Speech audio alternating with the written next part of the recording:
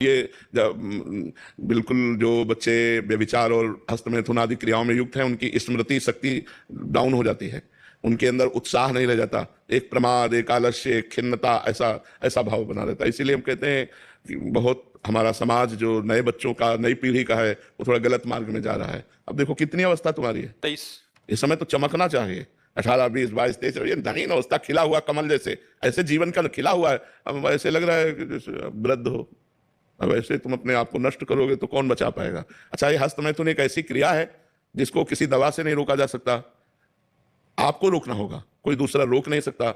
और अपना जब मन आया तब ऐसे तो फिर बहुत हानि हो जाती है, बहुत हानि। आपने एकदम अपने आप को खाली कर दिया, अपने आप को कमजोर कर दिया। आप रोको इस बात को। सुधरना चाहता हूँ अब।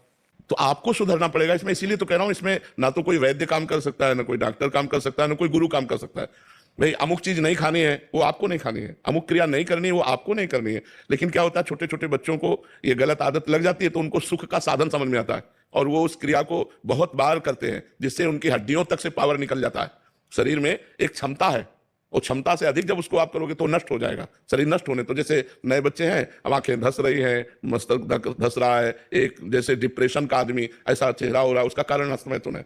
उसको छोड़ना होगा, नहीं तो आप परेशान हो जाओगे। अभी क्या करूं?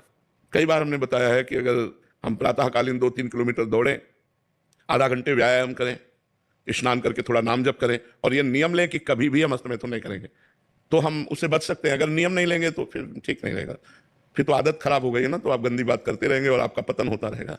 मैं पूरा प्रयास करने को तैयार हूँ गुरुजी, मैं पूरा। क्योंकि प्रयास का पावर ही नहीं रह गया तो प्रयास क्या करोगे, प्रयास करने का पावर ही नहीं रह गया। शाम तक तुम नियम में रहोगे, रात्रि में फिर फेल हो जाओगे। इसीलिए आपके बल से आए हैं गुरुजी। अब हमारा बल तो तब काम करे जब राधा राधा नाम रटो। हमारा बल तो राधा नाम है, राधा राधा रटो, देखो तुम्हारा जीवन परिवर्तन।